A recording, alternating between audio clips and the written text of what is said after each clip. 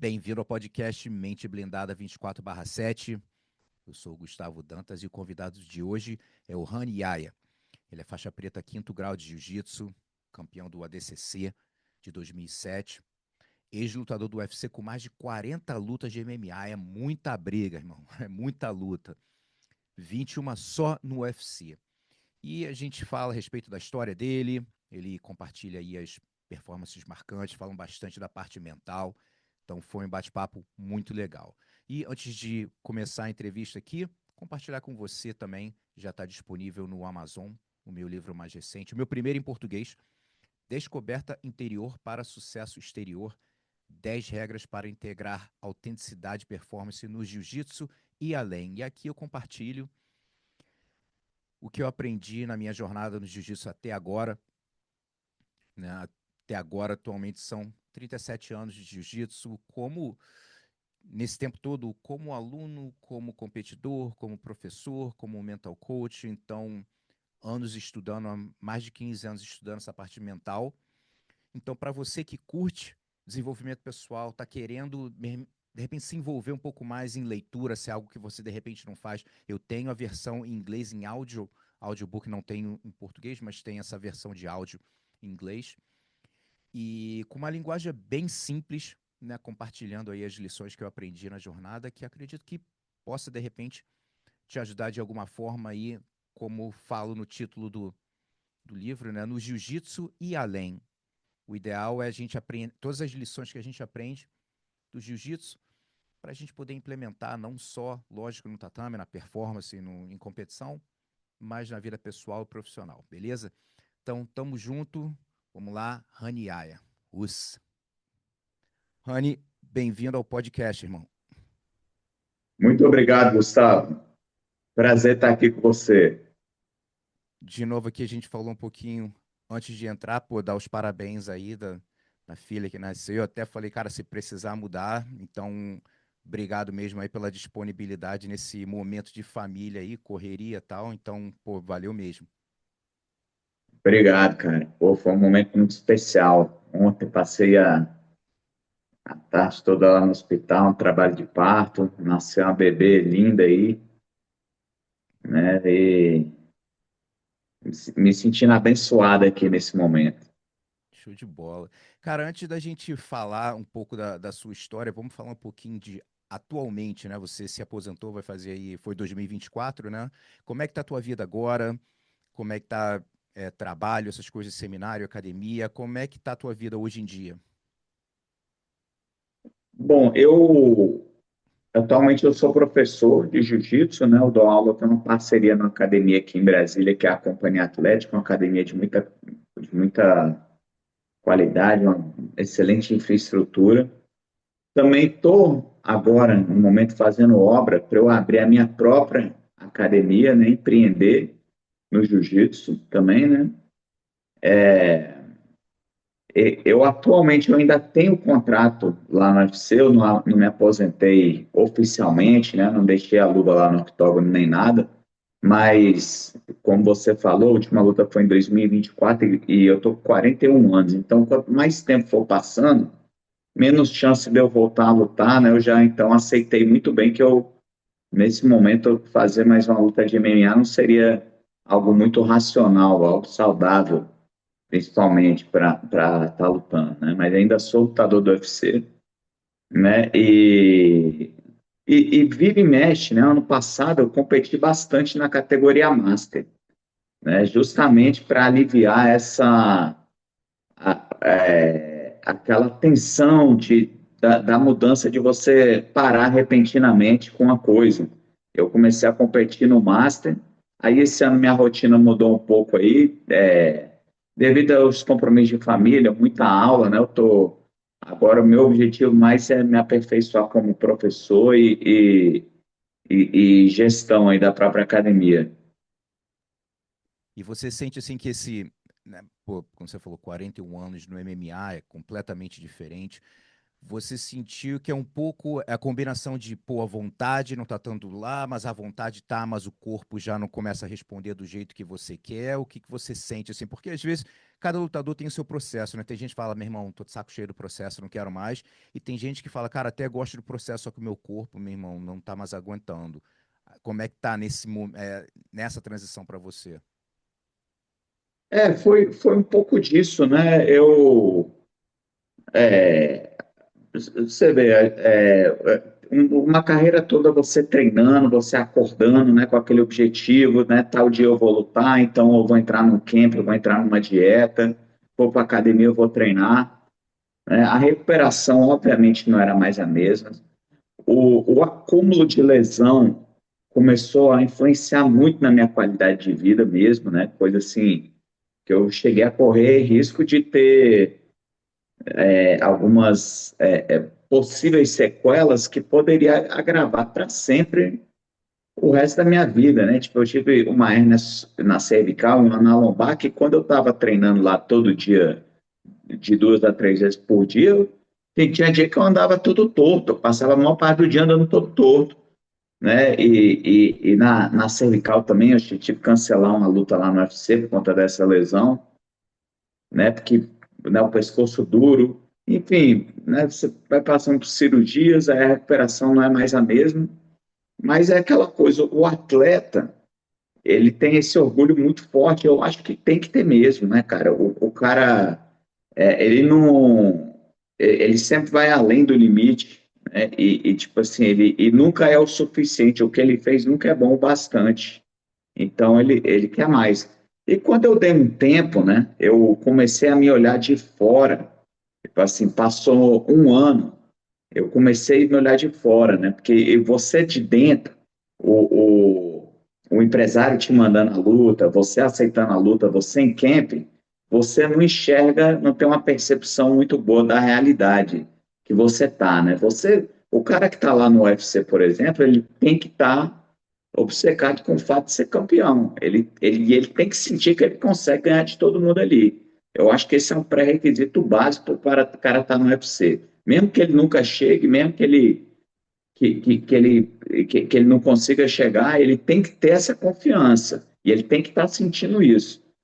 E aí, né, você está ali de dentro, você não consegue muito ter essa percepção, porque você está nesse mindset que você aguenta mais. E aí, quando eu parei, fiquei um tempo sem lutar, né? E eu comecei a flertar com essa ideia de não lutar mais. Inclusive, eu escrevi um e-mail lá para o Sean Shelby, que é o matchmaker lá do UFC, e falei: Sean, eu estou aposentado, não vou voltar a lutar mais. Aí ele falou: um excelente motivo. Eu quis fazer por escrito, para ter certeza que eu ia ter aquele argumento, uma coisa até interna, assim, uma aceitação até interna. E aí eu comecei a me ver de fora, eu falei, não, a melhor coisa que eu faço é isso. Eu já fiz 42 lutas de MMA. Na época, então, eu estava com 39, prestes a fazer 40. Eu falei, pô, eu não quero ser um desses caras que está ali depois dos 40 anos tendo que lutar para provar alguma coisa, ou até por uma questão financeira, né, que não conquistou algo, né? Porque minha primeira luta de MMA foi com 18 anos. Muitos atletas começaram ali com 25, 26, 27, às vezes eles estendem até 38, 39, passa de 40, né? Mas eu acho que o tempo de vida útil no MMA, ele tem que ser considerado. Então, no meu caso, o, além da minha quilometragem já está muito estendida, a minha idade também já não já condizia com o momento de aposentar. E aí era o momento de fazer uma troca, de fazer uma mudança, né? Não é inteligente você ser o valente e tá lá lutando, né? Porque você não conseguiu ter uma mudança nessa questão do ego, né? Por exemplo, eu vou usar você como exemplo, viu, Gustavo? Porque a gente não teve a oportunidade de falar. Mas na primeira revista que eu abri de jiu-jitsu, no ano de 97 ou 96, você estava lá como campeão na faixa roxa, se eu não me engano, azul ou roxa. Poxa. você ganhou o Mundial, naquela revista Tatame, né? E aí, pô, eu lembro de ver seus nomes assim competindo. Eu lembro que teve um ADCC que você competiu, que você estava lá, a gente até estava no mesmo quarto, uma coisa assim, né? E depois a gente trocou lá de quarto que você ia ficar lá com o Shaolin. E aí eu vejo que você fez um trabalho, desenvolveu um trabalho para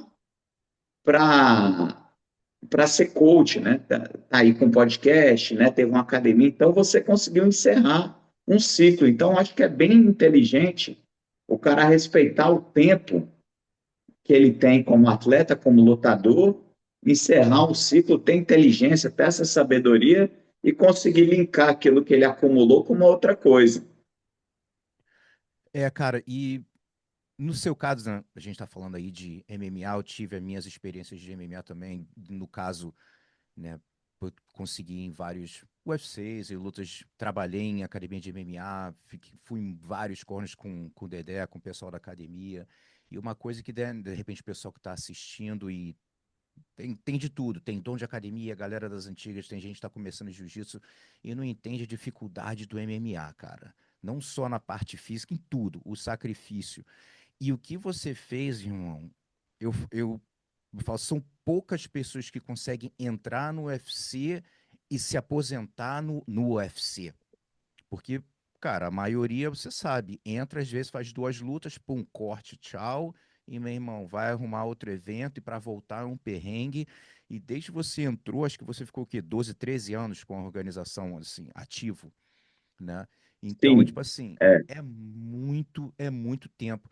E isso, eu até falo também, né, quando a gente fala dos diferentes, né? Eu falo dos diferentes, um Anderson Silva da vida, né, John Jones e José Aldo e todos. Antes que eu falo, cara, entrar no UFC já é uma coisa muito, muito difícil, né? Você ficar no UFC, você fazer carreira no UFC, nem se fala. E a gente começa a falar, um cara chegar a lutar o título, o cara ganhar um título, defender tantas vezes como esses caras fizeram, né? É uma coisa assim, a galera não tem ideia o tamanho do desafio que isso é, né?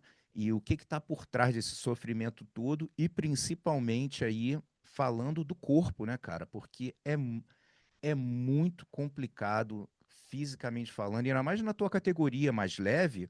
Pô, os moleques estão chegando com 20 e poucos anos, cara, uma explosão. Às vezes a galera mais, né, com mais idade, mais, numa categoria mais pesada, o ritmo, né, não é tão, de repente, tão rápido. Lógico, é complicado, mas, pô, no teu peso, pô, é complicado, né, cara? cara, eu concordo com você. O cara chegar no UFC e desenvolver esse trabalho, essa obsessão por ser campeão e conseguir se tornar campeão, né, requer muita disciplina, muito treinamento duro, né, cara, e muito esforço, com toda certeza. Na a categoria de peso galo, por exemplo, é uma categoria que é muito difícil de ter um campeão dominante ali, né? Então, eu acho que o máximo que teve ali, o cara fez duas ou três defesas de cinturão, né? E eu acho que é uma característica, né, cara, muito ali da categoria mesmo, que acaba tendo muito esse giro, né? Mas assim, a gente pode ter certeza, esses caras aí como John Jones, Anderson Silva, o Aldo, né, os caras que defenderam o cinturão várias vezes, né, Demetrius Johnson, porque o que que se observa, né? O cara é campeão, ele aí tem até um misticismo, né, que o cara tem que defender o cinturão para ser campeão. E por que que se fala isso? Porque quando ele é campeão, ele está buscando, ele é o desafiante. Aí ele vai e chega no topo, ele é o campeão. Aí, quando ele vai defender o cinturão, aí ele é o main event, ele é o head corner, né? Todo mundo da categoria agora está vislumbrando lutar com esse cara. Então, a pressão recai muito, de uma forma muito maior sobre os ombros dele. E aí eu tenho a impressão que cada vez que ele defende o cinturão, essa pressão dobra, né? Ele ganha, tem mais assédio, defende o cinturão, né? Tem toda aquela coisa egóica mesmo, né? De valorizar o ego desse cara. Aí ele vai defender o cinturão de novo. Aí eu acho que essa pressão dobra sobre ele, dependendo da forma como ele lida, né? Com a questão mental dele, né? E cada vez essa pressão vai se acumulando, né? Então, acho que esses grandes nomes aí, esses caras que você citou, eles, para mim, botaram o nome na história, porque a tendência que eu vejo observando é que cada vez menos vão ter campeões tão dominantes quanto esses caras, Com de tantas certeza. defesas de cinturão. Hoje em dia, é inimaginável um cara defender o cinturão 10 vezes, 9 vezes, como o Aldo. Você não consegue ver alguém assim que vai ter essa dominância. Como o Aldo defendeu bastante também, né? Mas eu falando do Jones, do Anderson Silva, né? Do Demetrius Johnson também, né? Esses caras, mentalmente falando, é outro patamar, com certeza. É. Cara, vamos falar lá do começo, né? Eu sei que você começou ainda criança, com acho que 11 anos você começou o jiu-jitsu, e foi uma coisa que foi ideia sua, ideia dos seus pais, como é que foi que apareceu o jiu-jitsu? Eu tenho um irmão que ele é 5 anos mais velho que eu, e a gente, dentro de casa, a gente se pegava um pouco, né? Ele me provocava muito e tal. E aí ele mesmo começou a me incentivar para ir para o jiu-jitsu, porque, embora dentro de casa a gente tivesse essa rinha, fora ele tinha um senso de proteção, né? E aí me incentivou muito a começar. E aí eu comecei com um aluno dele, né? Perdão, um aluno não, um amigo dele que era faixa azul na época. E aí ele fez essa parte mais de introdução, né? Mais para aprender, né? Aquela coisa montar, né? Saber o que que é uma americana, saber o que que é bater, saber o que que é um rolamento, um mata-leão, uma coisa assim. E aí depois eu fui para uma outra academia, treinei com o Ataíde, que foi o professor que me graduou de todas as faixas, da amarela até a preta,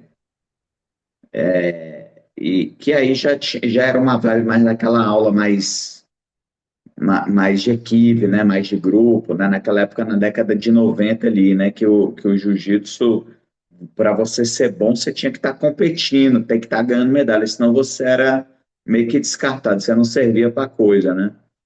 O que hoje em dia a gente já mudou muito essa visão. E aí foi assim, né? E assim, uma outra coisa que me incentivou muito foi ver os primeiros UFC, né? Quando eu vi lá nessa época o Royce no UFC e o Rickson lá no Japão, né? Que é aquelas fitas VHS que a gente alugava lá na locadora ainda, né? Aquilo me incentivou muito, né? E aí depois eu vi que os grandes nomes do jiu-jitsu ali da época, né? O tipo Fabio Gurgel, né? Aqui de Brasília tinha o João Roque também, e todos esses caras foram lá se testar no Vale Tudo, meio que com aquela hora de defender o jiu-jitsu. Eu falei, pô, eu quero isso aí para mim também, eu quero defender o jiu-jitsu, porque eu realmente, o esporte me cativou muito, né? Assim, me deu muita confiança, me deu um propósito ali, né? Principalmente quando eu comecei a competir, ganhar as primeiras medalhas, né? Eu falei, eu vou fazer isso aqui pelo resto da minha vida, com certeza. E como é que foi para você esse começo, assim, mentalmente falando, que é algo que a gente gosta também de falar bastante aqui no podcast, né, dessas experiências. Como é que foi mentalmente para você aprender novo a lidar com pressão? Sempre falo, né, que, cara, no jiu-jitsu ninguém precisa treinar jiu-jitsu para ter os benefícios, desculpa, não precisa competir no jiu-jitsu para ter os benefícios, né? Lógico que, pô, só com treino você vai crescer, você vai, né, sua autoestima, autoconfiança e ficar, condicionamento, isso tudo. Contudo, né, se você quer ainda mais ampliar o poder dessa ferramenta do jiu-jitsu, competição é um excelente meio de você crescer ainda mais mentalmente e emocionalmente. Então você se conhece muito quando você está em situações sob pressão. E começando novo, assim, como é que foi para você mentalmente falando? Então, no começo era divertido para mim, né? era bem divertido, assim, né? O que que aconteceu? No meu primeiro campeonato, eu fui desclassificado na primeira competição, né? Eu fui jogado lá, né? Tipo, não, você vai competir, pronto, caramba, eu competi, beleza, vou competir. Eu tinha uma luta só, e durante a luta, eu lembro que alguém na arquibancada lá falou para mim, ó, você vai lutar, você vai como se o cara tivesse, você tivesse com muita raiva do cara, sei lá o quê. E eu levei aquilo para mim, né, né, o que a pessoa estava querendo dizer, assim, era para eu ter uma atitude agressiva, e eu dei um soco no garoto e fui desclassificado, entendeu? Só que aí o que que acontece? A luta estava perto do final, né? E eu falei, caramba, eu dei um soco no garoto, mas a luta estava pau a pau. Eu pensei, eu acho que eu poderia ter ganho essa luta, né? E aí isso aí me motivou muito, que eu falei, então vou treinar para no próximo eu ganhar. Aí treinei, ganhei o campeonato seguinte, eu ganhei, fiz duas lutas, e aí eu comecei nessa engrenagem. Então, depois que eu comecei a ganhar, né,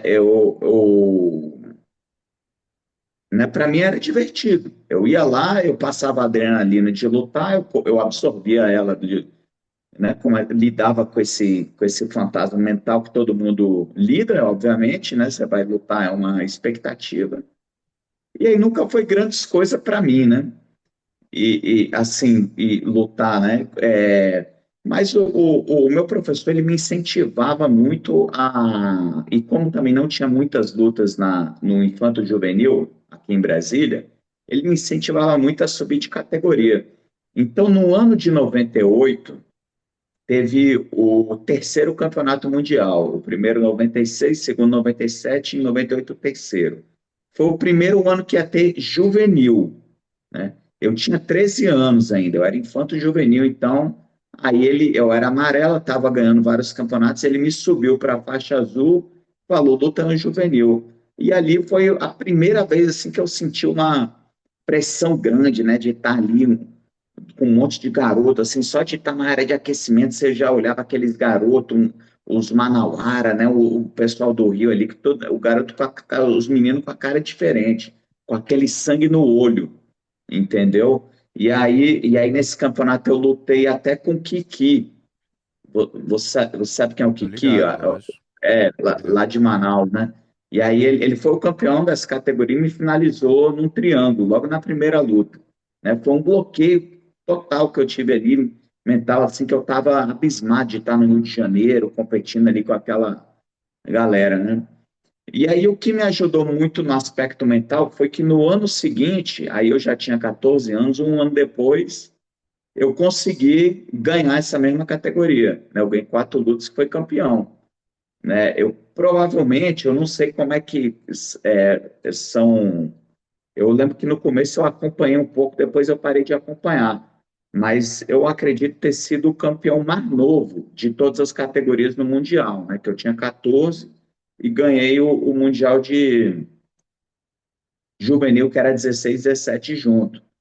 E ali abriu uma janela na minha mente que eu falei, cara, então eu posso conquistar qualquer coisa. Porque você imagina, num ano você é finalizado na primeira luta. Um ano depois você vai e ganha, né? E assim, é lógico que eu treinei, me dediquei, fiquei muito obcecado com aquilo de ser campeão mundial, né? E fui competindo, ganhei vários campeonatos.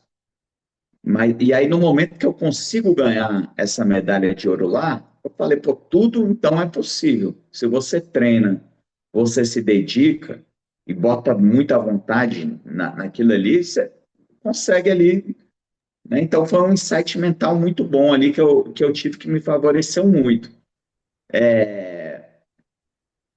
Essa situação, Gustavo, se repetiu quando também na primeira vez que eu lutei o ADCC, no ano de 2003, que foi acho que esse campeonato que a gente se cruzou, né, nos bastidores, né? Eu até então eu não tinha lutado com esses caras que eram meus ídolos, né? E aí eu classifiquei, eu ganhei a seletiva, que foi um campeonato grande, e aí eu de repente eu tô na chave com quem? Eu era faixa marrom ainda. Quem que estava na chave? Royler, que era um ídolo absoluto, Léo Vieira, um cara ali, um outro ídolo, um monstro, né? e Soca, toda essa galera, né? Barrett Yoshida. E aí foi outro momento ali que eu, caramba, eu me fiquei face a face com esses caras e não lidei muito bem mentalmente com essa coisa. Eu deixei esse fato me travar um pouco, né?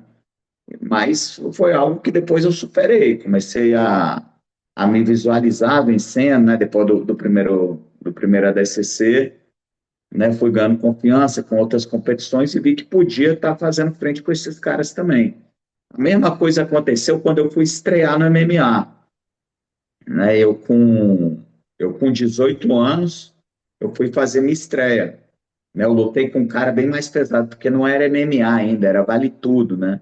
Eu entrei num evento que era uma luta, eu ia lutar com um cara lá, quando eu vi o cara era gigante.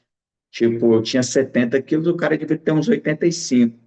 E eu não sabia nem qual que era a regra, se tinha round, se não tinha, porque você vai se recordar, e no ano de 2002, não tinha essa definição de regra, que era 3 rounds, 5 e tal.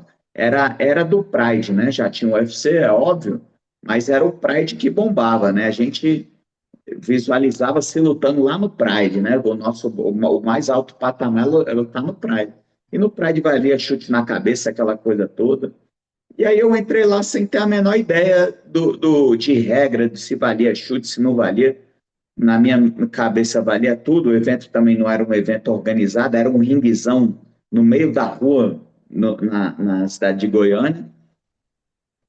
Só que o jiu-jitsu é uma luta muito eficiente, eu consegui finalizar o cara. Mas assim, antes dessa luta eu chorei, né? Eu falei lá pro meu professor, não, me tira dessa, eu não vou lutar de jeito nenhum, né? Mas assim, o cara era só striker, né? E o jiu-jitsu, quando tem um striker muito bom contra um jiu-jitsu eficiente, o jiu-jitsu muitas vezes prevalece, né? Se o cara não sabe nada de chão. Muitas vezes não, a maioria das vezes. E aí pô, consegui a vitória. Aí depois eu fui me acostumando melhor com essa adrenalina, né? Eu fui entendendo o que que era nesse fantasma, esse receio aí de travar em determinadas situações. Agora, ainda falando só de jiu-jitsu e grappling, né? Eu gosto de perguntar o bom e não tão bom no caso de performance. Vamos começar com o não tão bom. Uma performance que se você olha para trás, independente de faixa, eu procuro mais a parte mental e emocional, que você saiu frustrado, falou assim, cara, eu não rendi e né, de repente por causa da parte mental, como você falou, às vezes um evento maior ou alguma coisa, mas tem algum evento que te marcou que você sentiu que não rendeu e o principal não foi falta de treinamento, foi algo mental ou emocional? Sim, sim, você diz assim, que eu não consegui performar, Isso. certo? Teve várias, né? Várias situações assim, né? Um desses foi esse ADCC que eu te falei, né? Que quando eu ganhei a primeira luta, de repente eu tô lá lutando com o Léo Vieira, né? Que era o cara que a primeira luta de jiu-jitsu que eu assisti era ele lá lutando a final do Mundial na faixa preta já, né? E aí, pô, isso aí eu. Mas assim, era um campeonato que eu não ia ganhar de qualquer jeito, né? Porque eu ainda era muito novo, né? Depois que eu fui entender que, apesar de eu não ter rendido o máximo que eu rendia, para eu ter ganhado um campeonato do nível como a DCC, eu precisaria ter mais rodagem mesmo, né? Mas assim, isso também já aconteceu também já nessa situação de MMA, né? A primeira vez que eu lutei no Jungle Fight, né? Que eu lutei no. Era o Jungle 2. No começo, nessa época, o Jungle Fight era um grande evento. É diferente do que era hoje. Né? Hoje, o evento Jungle Fight, até o Valide já falou sobre isso, é um evento para exportar atletas. Os primeiros Jungle Fight eram eventos grandes, né? Que tinham grandes nomes. Eu lutei com Fredson Paixão, que era um cara que, inclusive, já havia vencido numa luta de submission. E aí, o que me intimidou muito foi o tamanho ali do evento e muito o fato ali de estar numa nacional, né? Saber que meus parceiros de treino, minha família está assistindo e e eu sendo jogado lá, aquilo ali realmente me intimidou um pouco, né? Quero deixar bem claro que eu não quero de jeito nenhum que isso soe como uma desculpa, né, por um resultado Lógico. aí que já passou muito tempo, até porque o mental é grande parte do jogo, você saber lidar com isso é uma grande parte do jogo, né? Eu lembro que também a primeira vez que eu lutei no. Na primeira vez não, quando eu estava no Japão, eu já tinha feito algumas lutas lá, mas eu estava na final do um GP que era o Heroes, né? Eu lutei com o Gesias, né? O K1 também foi algo que travou um pouco minha performance, né? E travou até antes, porque eu lutei com o Gesias e eu via que o Gesias tinha um suporte ali muito profissional já naquela época, né? Eu via que ele tinha uma equipe, tinha uma nutrição, um preparador físico, né? E aí eu cheguei lá muito só com o meu jiu-jitsu eu vou resolver, entendeu? Então, antes eu falei, caramba, ele já está com todo esse suporte aqui, o cara super preparado, né? Já tinha olhado as performances dele nas classificatórias anteriores, que era um GP que você lutava, fazia uma luta, 2 meses depois você fazia outra, 2 meses depois fazia outra, né? E a gente sempre se encontrava, né? E via a dedicação dele, o cara já fazendo meditação, já tendo um preparo, e eu não tinha nada daquilo, aquilo ali já também acabou me intimidando, né? Aí, curiosamente, quando eu chego num evento como o UFC, né, eu já tinha 26 anos, ou seja, eu já tinha passado por todas essas experiências, entendeu? De saber onde é que eu travava, onde é que, né, já tinha lutado em rede nacional, já tinha lutado em estádio lá para 30 mil pessoas. Então, no UFC ali eu já tinha uma maturidade. Teve lutas, obviamente, que eu não rendi tudo que eu poderia render, né? Mas aí eu acho que lá no UFC eu já tinha, não era mais o aspecto mental, era mais uma. E ali eu já cheguei, quando eu chego lá, eu já tinha uma maturidade bem melhor, de saber lidar com esses fantasmas, né? De saber lidar com essa questão mental ali no pré-luta, né? As coisas que poderia intimidar ou não, entendeu? E com relação a boas performances, a gente pode começar com jiu-jitsu, grappling, depois para o MMA, mas uma performance também que você sentiu, foi, cara, tudo encaixou e foi aquele dia que você saiu, que você sabe, cara, muito bem, às vezes a gente pode ganhar e voltar para casa meio incomodado de que, porra, não lutei bem, ganhei, beleza. Né? E tem vezes que você perde e volta, meu irmão, lutei pra caramba, aconteceu, o cara lutou pra caramba também, né? Mas qual foi um dia que você lembra assim que realmente marcou para você com a sua performance? Nossa, eu lembrei agora você perguntando, me veio três na minha mente. A primeira delas, eu vou falar então numa ordem cronológica, foi quando eu ganhei o Mundial na faixa roxa, no ano de 2002, né? Eu tive, assim, muito determinado, muito certeiro do que eu ia fazer, né? Já com uma bagagem acumulada de ter competido outros mundiais. Nesse campeonato eu fiz 5 lutas e consegui finalizar 4, né? E a última final ganhei por pontos. O, né, uma outra assim que eu estava muito confiante, né, e que foi a primeira vez assim que eu apareci, só um instantinho que minha mulher está ligando aqui, deixa eu rejeitar. Né, quando eu ganhei a seletiva do ADCC no ano de 2003, né, eu era um garoto, eu tinha 18 anos, tinha acabado de fazer 18 anos, era marrom. Foi a primeira vez que eu apareci aqui para a mídia nacional ali, né? Que o ADCC era um evento grande, pô. Nesse evento, quem estava lutando lá estava Margarida, Paulão, Pé de Pano, né? Os grandes nomes, né?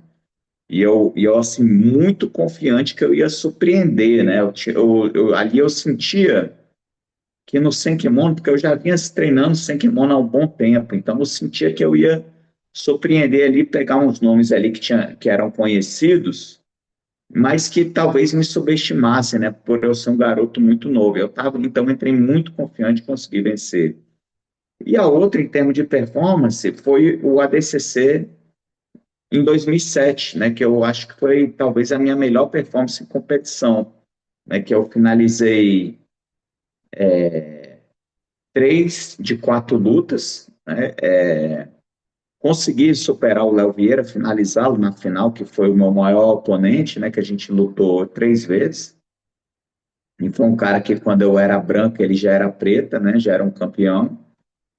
Né, a única luta que eu não finalizei, que foi com o Barry Steele, eu ganhei de uma margem de pontos muito boa, assim, também. E por que que eu acho que a performance ali foi tão boa? Porque eu tive essa obsessão de ser campeão do ADCC, mas eu fui acumulando ela, né? Então eu ganhei a seletiva em 2003, e aí no evento grande foi quando eu travei lá que eu te falei, né? Que eu não consegui performar, que eu estava diante daqueles grandes nomes. Em 2005, eu já chego na final e faço uma luta de 50 minutos na final, né? Na verdade, foi uma guerra em 2005. Eu finalizei a primeira, aí lutei com o Wagner durante 20 minutos, teve 2 prorrogações, aí luto com o Márcio Feitosa durante 25 minutos, teve 3 prorrogações, e aí faço a final com o Léo Vieira, mais 50 minutos. E nesse tempo, né, com a DC7 de 2 em 2 anos, eu fui acumulando bagagem, competindo em outros eventos, fazendo lutas de MMA, treinei muito wrestling nesse tempo também, que eu incorporei no jogo, além do jiu-jitsu sem kimono, né, que o wrestling é um fator muito importante no sem kimono. Então, quando eu chego lá em 2007, eu estava pronto para ter essa performance, né? Eu já estava muito bem mentalmente e tecnicamente também para poder ganhar. Eu acho que durante a jornada, né, a gente passa certos níveis quando aquele processo, a confiança é um processo, né, cara, de a construção da sua confiança, né? Como você falou, pô, ganhou aquele de juvenil azul, já opa, já dá aquele levante, pô, consigo mais. Chegou na roxa, vai levantando. Quando você fala assim, momentos de virada de chave, se você teve alguns, né? Qual foi, de repente você já mencionou uma das lutas, mas qual foi o evento que foi a virada de chave maior, assim? Então, teve esse que eu te falei, né? Esse no jiu-jitsu, né? Que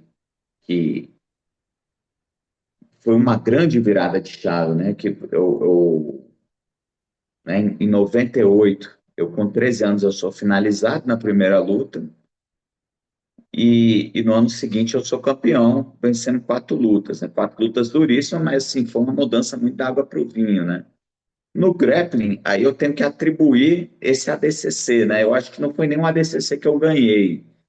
Foi o ADCC, o segundo que eu tenho em 2005, né? Porque em 2003 é esse evento que eu congelo, por estar lutando ali com os caras que eram meus ídolos. Em 2005 eu consigo ver que era possível, né? Porque apesar de eu não ter ganhado, eu vi que tive aquela sensação, pô, mais um pouco eu ganhava, eu vou fazer um pouco a mais que eu ganho, né? E, e no MMA aconteceu a mesma coisa também, né? Eu lembro que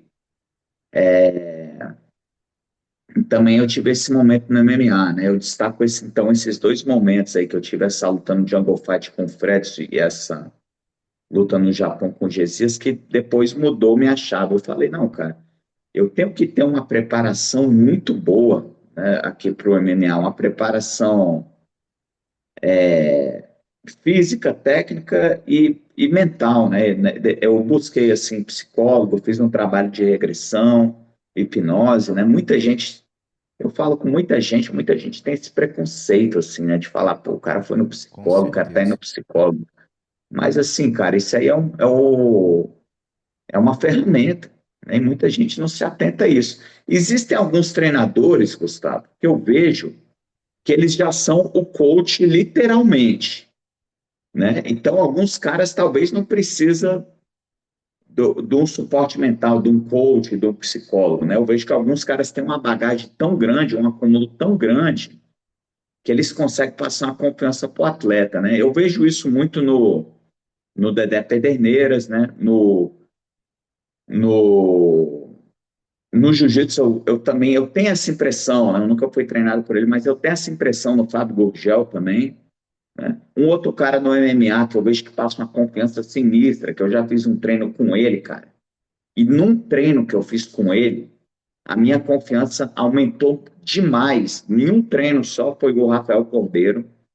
Por quê? Porque é um cara que no treino fica pilhando, fica dando uma vibe muito massa, assim, naquela energia positiva e incentivando, certo? Então, alguns treinadores, eles conseguem transmitir uma confiança muito grande para o atleta, né? Mas e por que eu estou falando disso? Porque eu busquei esse trabalho fora, né? Um trabalho assim mais voltado para essa coisa de melhorar mentalmente, né? Um outro cara que manja muito, que também cuida muito dessa parte do atleta no pré-luta, né? É o Álvaro Romano, né? Eu tive a experiência de treinar com ele, fazer um camp com ele lá, justamente para esse ADCC que eu fui campeão. É um cara que manja muito do pré-luta, de você entrar bem aquecido, ao mesmo tempo não passar do ponto, fazer muito esse trabalho de respiração. Por causa dele, depois eu busquei o yoga também, que foi o yoga e essa parte de meditação, né? Você aprender a meditar, estar no momento presente, né? Desapegar muito ali dessas pressões que a gente mesmo coloca com si mesmo.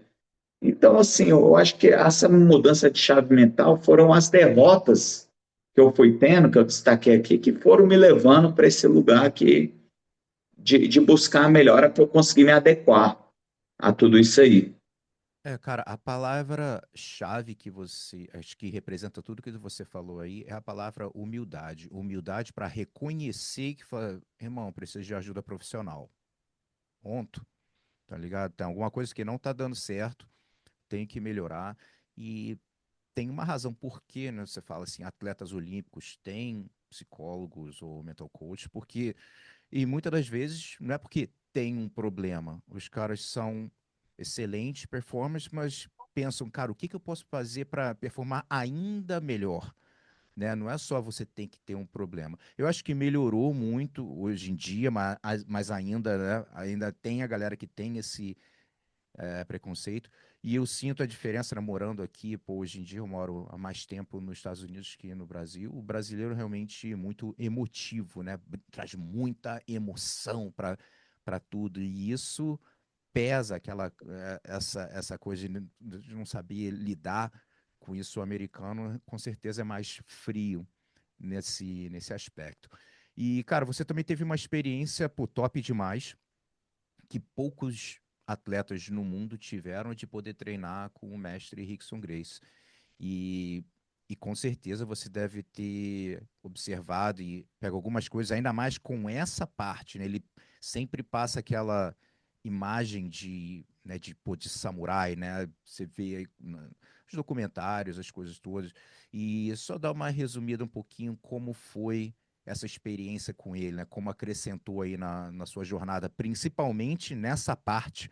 Tô nem falando, né? Não precisa nem falar da parte técnica, mas falando, cara, mentalmente, emocionalmente, espiritualmente, você olha e fala, meu irmão, esse cara aí, ele sabe do que tá falando. É, exatamente. O Rickson, ele é o mais próximo que a gente encontra de um ser humano de poder ser falar, esse cara é um samurai mesmo. E muito por essa questão mental, assim, que eu vejo dele, uma questão de desapegar, né, umas coisas assim. O que eu destaco do Rickson mesmo, realmente, é a parte técnica. É completamente diferenciada a parte técnica dele, né, o jiu-jitsu dele, né. E ele tem uns approaches diferentes de como treinar, né, que até então eu não tinha notado, né, cara, que hoje em dia a gente até vê alguns campeões falando assim a mesma coisa, mas na época que ele falou, tipo, há mais de 20 anos atrás, né, tipo assim, eu cheguei lá na academia dele, pô, eu queria me impor lá, né, mostrar serviço, finalizar a galera, né, muito novo. Aí ele fala, pô, você tá finalizando, você tá fazendo só o que você é bom. Você vai, passa a guarda, pega no norte-sul e tal, você tem que se colocar em posição que você Não é bom, principalmente quando você for treinar com alguém que você já tem uma vantagem, alguém menos graduado, né? Aí, né, tipo assim, se abre para outras possibilidades, né? Você vai lá, faz o seguinte, passa a guarda, esse cara monta e pega ele no estrangulamento assim. Então finaliza o cara da guarda fechada, tenta dar uma chave de braço aí na guarda fechada. Ou então tenta sair das costas e pegar ele nas costas, né? Umas coisas assim, e você criava uma dificuldade com um cara que é faixa branca, que aí o treino ficava muito mais divertido, entendeu? Porque, pô, o cara passava a dar uma competitividade para você, né? Então ele tinha muitas essas sacadas assim, muito lá na frente, assim, que fez um grande diferencial no jiu-jitsu, né? Com toda certeza, né? E foi muito curioso, cara, também a primeira vez que eu rolei com ele também, né? Porque eu tô lá na academia dele, né? Uma das primeiras vezes que eu tô lá, a gente tá treinando. Aí ele me chama, tá a aula rolando assim, né? A aula lotada. E aí ele me pega no canto e a gente começa a conversar, né? O instrutor lá puxando a aula normal. E eu falei, que massa, cara. E aí ele mostra várias técnicas e tal. Aí ele falou, tá, agora vamos fazer uns específicos aqui. Você começa em tal posição e aí depois eu começo. Aí eu lembro que eu pegava ele, eu prendia ele nos 100 quilos, e aí eu segurava ele não saía. E aí depois, quando era a vez dele, ele ia e saía. Quer dizer, eu ia e saía, entendeu? E ele não conseguia fazer. Aí isso se repetiu, tipo, em algumas posições, joelho na barriga, montada. Faz tempo assim, eu não lembro, eu não quero falar uma coisa que não aconteceu. Mas assim, a gente fez alguns treinos específicos e eu me dava bem no treino, entendeu? Não de Uhum. finalizar. Aí, beleza, passa 2 dias, ele me liga e fala: Ó, vou dar uma treinada lá na academia, vai lá então pra gente treinar e tal. Vai lá hoje. Aí, beleza, aí a mesma coisa, era um treino, era um horário de meio-dia, sim.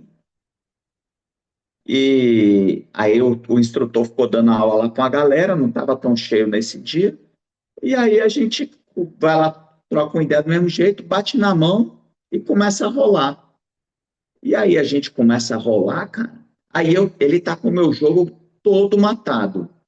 Tudo que eu fazia, ele já tinha uma resposta. Ele me botava na guarda fechada, já raspava, tal, pronto. E foi muito legal esse dia, porque a gente rolou de uma maneira que eu acho que não existe mais, que é rolar completamente sem tempo, né? Tenta lembrar, assim, quando é que você... Porque eu acho que isso lá nas antigas acontecia mais. Você, tipo, chamar um parceiro para rolar e vocês não pegar um relógio, não marcar tempo. Eu acho que até nos Estados Unidos essa dinâmica é diferente, porque tempo, o pessoal é muito bitolado em tempo, né? Mas assim, rola completamente sem tempo. E a gente ficou rolando ali 40 minutos, cara. E ele, tipo assim, ia lá, me finalizava, aí parava, ele mostrava uma coisa, aí daqui a pouco ia de novo. Eu lembro que quando terminou o treino, a última vez que ele me finalizou foi nas costas, assim, eu já estava exaurido, eu já estava cometendo erros de faixa branca, né? Ele montou em mim, eu dei as costas com o pescoção todo aberto, e aí ele me pegou, assim, entendeu? E aí, cara, abriu completamente minha mente, cara, isso aí novamente, tanto para essa questão de rolar sem tempo, e a forma como é que ele decifrou o meu jogo no primeiro dia, para no outro dia estar tá todo matado o meu jogo, né? Porque eu lembro, cara, que no primeiro dia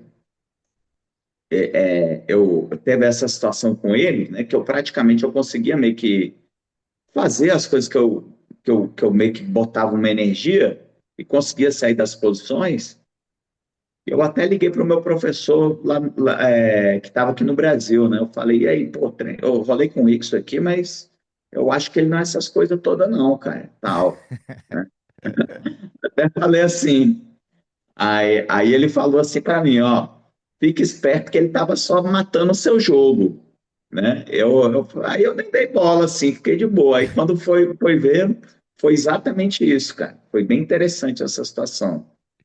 Top demais. Cara, quando você escuta a palavra superação, né? Vamos até falar do MMA, que é mais complicado, até por causa de lesão, essas coisas. Qual uma luta que vem à tua cabeça, assim, e o que que você aprendeu dessa situação? Então, uma luta que me marcou muito no UFC foi a luta que eu fiz contra um atleta chamado Johnny Bedford, né? Ele era um cara na época, tem mais de 10 anos essa luta, foi em 2014. Foi no primeiro UFC que teve aqui em Brasília, né? E né, teve três UFC aqui em Brasília. O primeiro foi esse em 2014. E aí, pô, era um cenário assim que eu tava lutando em casa, né? E com ele rolou um trash talk muito forte, né, cara? Porque 4 meses antes a gente tinha lutado em Abu Dhabi e a gente teve uma cabeçada e a luta foi declarada no contest, né? E nessa cabeçada eu meio que apaguei, entendeu? E aí o cara não satisfeito com o no contest e tal, ele falou um monte de coisa para mim lá no cage, depois foi no vestiário, aquela coisa de americano de fazer trash talk que os brasileiros não estavam acostumados, entendeu? Eu mesmo não estava acostumado, né? Até então, era antes daquela era do McGregor, né? E a gente não viu essa coisa do trash talk com bons olhos, né? E aí ele deu várias entrevistas em podcast e nos podcasts quando ele ia dar entrevista naquela mídia pré-luta, aí falou pra caramba, tal, né? E aí essa luta foi reagendada no UFC em Brasília. Eu falei, pô, um cenário perfeito para eu estar lutando com esse cara. E durante esse camp eu tive pelo menos umas 3 lesões, né, cara? Eu tive uma lesão no. Eu estava tratando uma lesão no ombro, né? Tive uma concussão, eu fui nocauteado num treino também, até pelo Renato Moicano, que era um parceiro, né? Moicano, nessa época não estava no UFC ainda, estava numa ascensão ainda, mas era um garoto que estava chegando, e aí num desses treinos, aquele treino de chuveirinho, que um ficava no meio, eu estava lá no meio, e ele chegou lá sedento, cheio de sangue no olho, me deu um flashdown lá que eu desliguei. Eu falei, caramba, eu tô com essa lesão no ombro, tô com esse aqui, será que eu vou para essa luta? Será que eu não vou? Mas não tinha mais a possibilidade de desistir. Eu falei, cara, eu vou e pronto. Essa daqui eu não saio, não. Nem que seja minha última luta, mas, pô, o fato de ter uma luta no UFC aqui em Brasília e o fato dele ter falado muito, eu ver ele falando, mexeu com a coisa meio que no ego, né? E aí entra um outro aspecto mental, na minha visão, que é o tão duro que é o atleta de luta. E eu acho que o atleta de MMA também, o atleta de MMA, porque você entra num momento que você tem que curar uma lesão no meio do camp. No meio do camp, você está fazendo dieta, você está cortando peso, e aí você está tendo que tomar um cuidado lá de fazer um sparring, de fazer um negócio, protegendo uma lesão, protegendo alguma coisa que você está tendo, né? E muitas vezes não podendo dar 100%, muitas vezes tendo que se preservar. Eu acho que esse é o ápice da dureza mental de um lutador, é sem dúvida essa. Você sabe, você lutou, é muito raro um lutador de MMA entrar no cage 100% fisicamente, né? E eu acho que é nessa hora que entra essa questão da superação realmente, o cara superar aquilo, chegar lá e conseguir dar o melhor. E aí nessa luta, foi uma luta que teve bastante alternância, eu estava bem determinado, consegui acertar ele em cima, ele também teve uns momentos bons nessa luta, até que chegou no momento eu consegui finalizar ele no Kimura, né? E tipo assim, para mim foi uma vitória muito importante, justamente por ter passado por todas essas questões, né, durante o camp, né, e ter conseguido superar e finalizar. Mas, sem dúvida, eu acho que essa questão do atleta, o que diferencia, o que faz do atleta ele ser tão duro é isso. Ele ter que lidar com a lesão, uma coisa assim, e, obviamente, não é aquela lesão que o cara tem um ligamento do braço rompido que ele nem consegue. Aí ele vai cancelar a luta. Mas é aquela lesão que ele vê que dá para ele ir, nem que seja 60, 70% da capacidade, e fazer o camp, cortar peso, ir lá lutar e muitas vezes ainda vencer. Show de bola.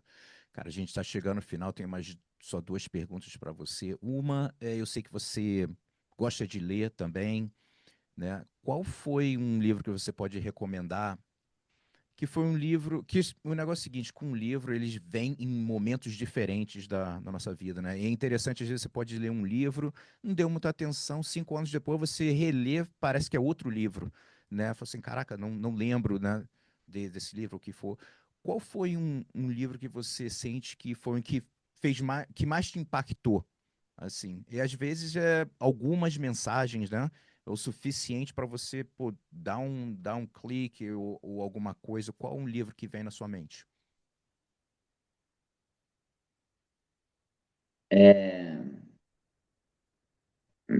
Poxa, cara, ver um livro aqui que me marcou muito, cara, mas agora eu não tô lembrando do nome dele agora, porque eu li ele em inglês, cara. E, caramba, eu vou ter que mandar essa aí depois, vou ter que ficar na dívida. Mas, assim, livro realmente tem vários, né? Porque é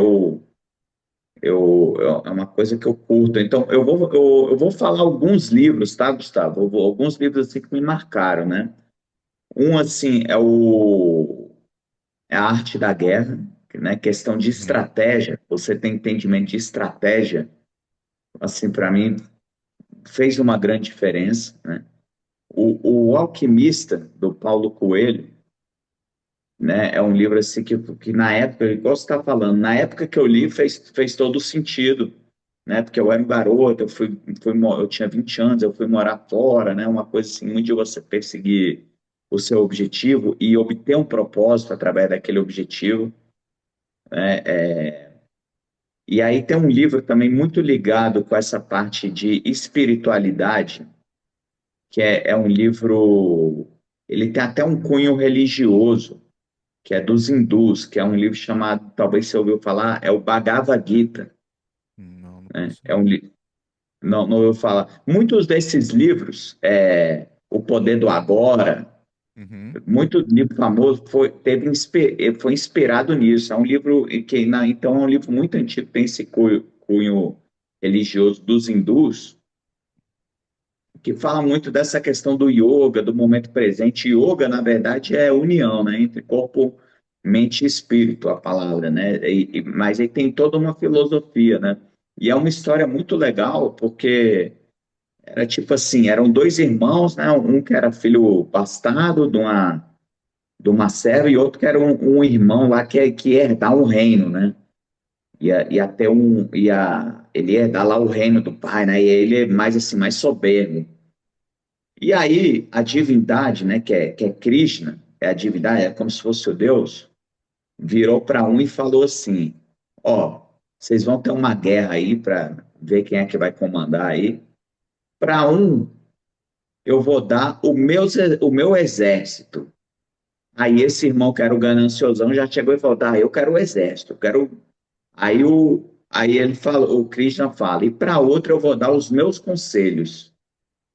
E aí o Arjuna, que era o guerreiro lá, ele fala, que era o mais humilde lá, o filho da serra, falou, tá, então eu fico aqui com os conselhos, né? E aí o livro é esse diálogo entre Krishna e Arjuna, que é esse guerreiro, que aí é Krishna explicando toda essa questão Legal. mental, né, para Arjuna, né, de como lidar, né, essa questão do desapego, que quando você apega muito, você tem uma pressão sobre você, e quando você se dedica, mas você solta, você desapega, aí é bem no momento que isso acontece. Enfim, é um livro interessantíssimo. Quando você tiver oportunidade, fica até uma recomendação. Desse livro, sai vários outros livros, né? Que inclusive teve inspiração nesse livro, né? Que é esse livro que eu te falei, desse autor, né? O Poder do Agora, né? Que ele escreveu uns 3 livros aí dessa linha. É. Dessa linha tem um outro livro muito bom também,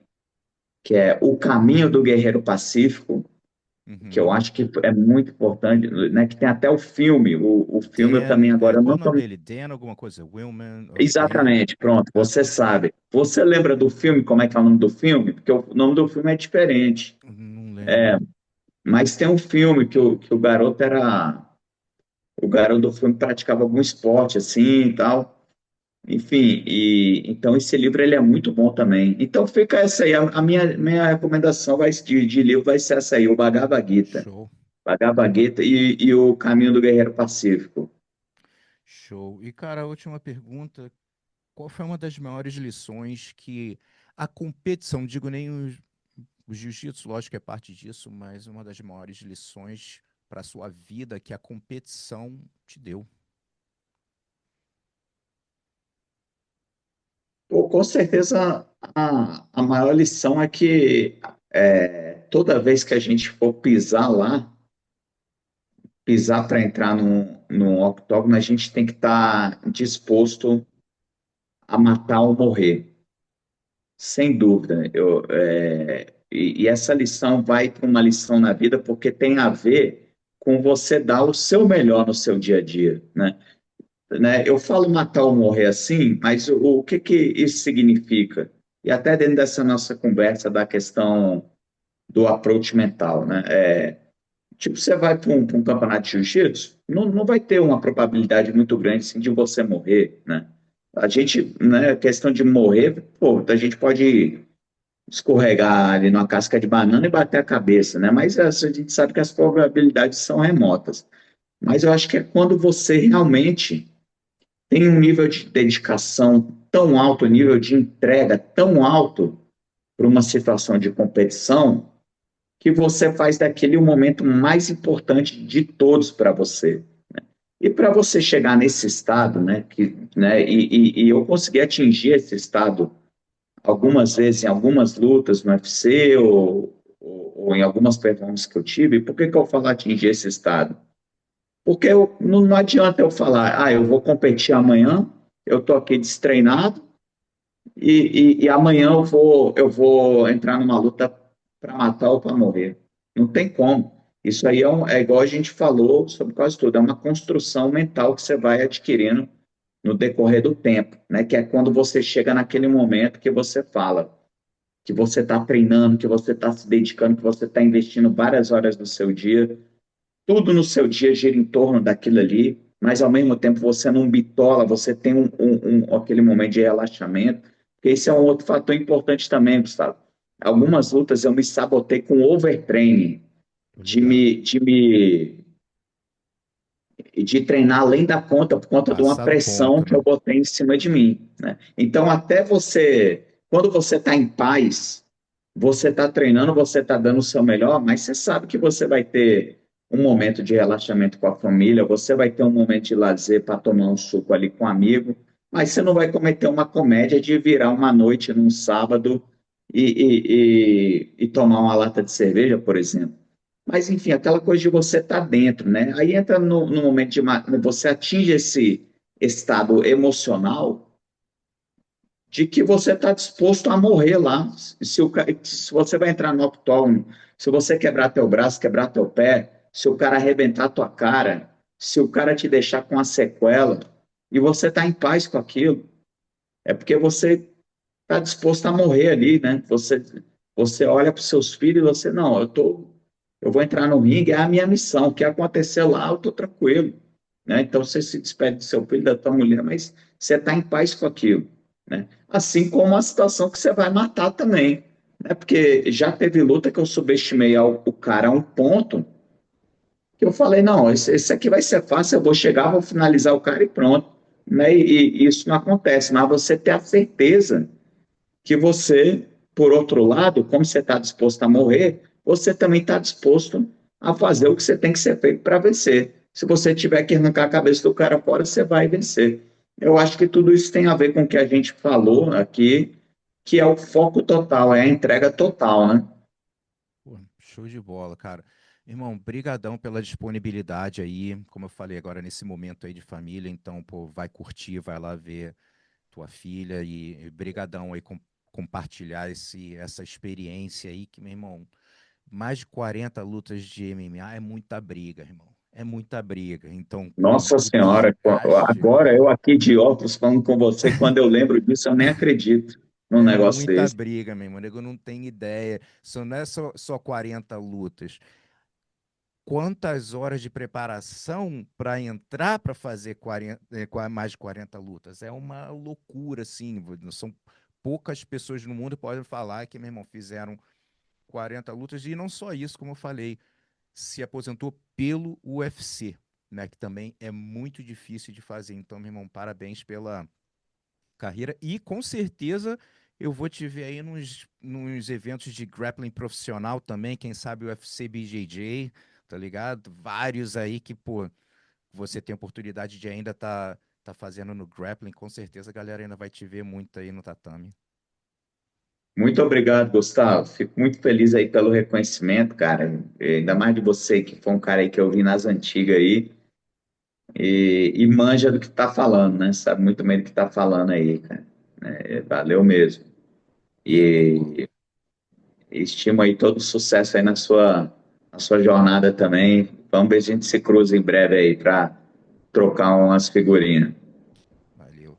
Tamo junto, valeu, galera. Abraço, valeu, Rani. Obrigadão, irmão. Valeu, valeu, Gustavo.